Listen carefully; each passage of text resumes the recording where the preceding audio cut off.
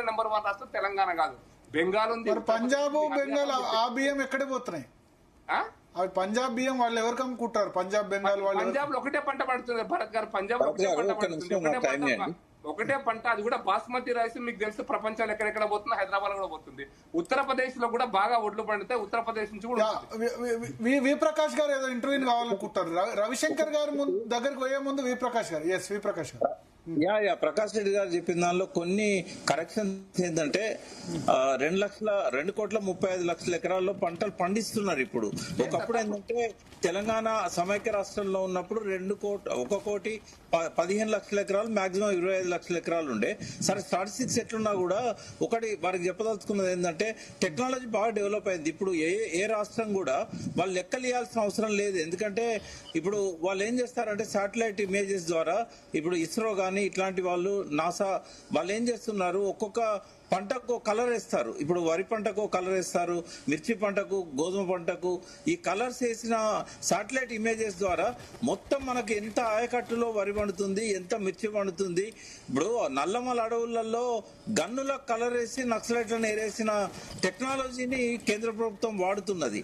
అటువంటిప్పుడు ఈ వరి పంట ఇవన్నీ ఒక 25 ఏళ్ల కిందనే శాటిలైట్ ఇమేజెస్ ద్వారా. ఇప్పుడు మన రాష్ట్రం కూడా గతంలో లాగా ఊరూరికి పంపించి సర్వే చేయట్లేదు. ఇక్కడ ఒక ట్రాక్ అని ఒక తెలంగాణ సంబంధించిన ఒక ఆర్గనైజేషన్ ఉంది. అక్కడ పోయి వాళ్ళ దగ్గర లెక్కలు తీసుకుంటారు. ఏ కలరు, ఏ పంట, ఎన్ని ఎకరాలు వేస్తున్నారు. అది చేయదలుచుకుంటే కేంద్ర ప్రభుత్వానికి ఇంకా ఈజీ. ఎందుకంటే ఆ టెక్నాలజీని కేంద్ర ప్రభుత్వం దగ్గర మన రాష్ట్ర ప్రభుత్వం కొని చేస్తున్నది. కాబట్టి ప్రకాష్ గారు జస్ట్ అప్డేట్ మీకు చెప్దామని చేశాను. మీరు కేంద్ర ప్రభుత్వం ద్వారా ఏ రాష్ట్రంలో ఏ పంట ఎంత పండుతున్నది అనేది రాదు, కానీ ఎంత విస్తీర్ణంలో వేశారనేది వస్తుంది.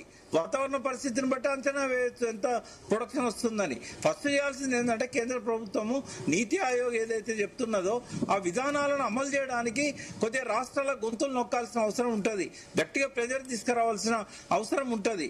ఇంకోటి ఏంటంటే ట్రేడ్ కోసము ఒక మంత్రిత్వ శాఖ ఉన్నది కావచ్చు బహుశా కేంద్రంలో.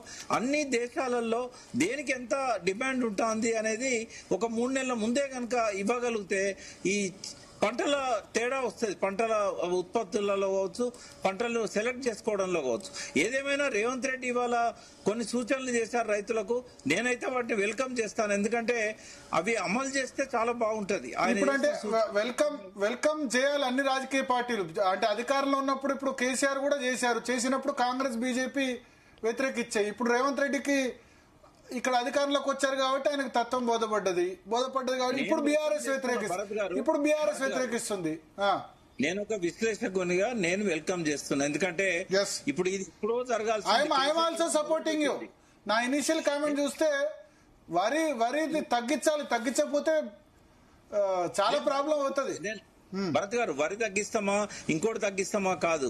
ఒకటి వాతావరణాన్ని దృష్టిలో పెట్టుకొని తగ్గించడం ఒకటైతే, పర్మనెంట్ గానే ఇట్లాంటి విధానాన్ని కేసీఆర్ గారు మొదలు పెట్టారు కానీ పూర్తి కాలేదు. అది పార్షియల్లీ అమలైంది. రేవంత్ రెడ్డి గారు దాన్ని ముందు కొనసాగించాలని ఆయన ఇచ్చిన సూచనలన్నీ కూడా ఈ విషయంలో అయితే ఖచ్చితంగా నేను వెల్కమ్ చేస్తాను. ఎందుకంటే ఇది ఎప్పటికైనా తెలంగాణకు రైతులకు ఇది ఉపయోగపడే చర్య. మొదలు పెట్టాలి, అమలు చేయాలి. కేంద్రం కూడా ఆ విషయంలో సహకరించాలి. రవిశంకర్ గారు చొప్పదండి నియోజకవర్గ ఎమ్మెల్యే. చొప్పదండి నియోజకవర్గ ఎమ్మెల్యేగా పనిచేశారు గతంలో. చాలా అంటే నాకు తెలిసి వరి కల్టివేషన్ చాలా ఎక్కువ ఉంటది. చొప్పదండి మార్కెట్ యార్డ్ కూడా చాలా పెద్ద మార్కెట్ యార్డ్. సో ఎట్లా సార్ ఈ సీజన్ లో, రబీ సీజన్ లో ఎంతవరకు దొడ్డు బియ్యం కొనుగోలు చేశారు, ఎంతవరకు చేయలేదు? మరి రైతులు ఇప్పుడు ఎల్నినో పరిస్థితుల దృష్ట్యా రెడీగా ఉన్నారా? ముందుగా భరత్ గారికి, అదేవిధంగా ప్రకాష్ గారికి, అదేవిధంగా ప్రకాష్ రెడ్డి గారికి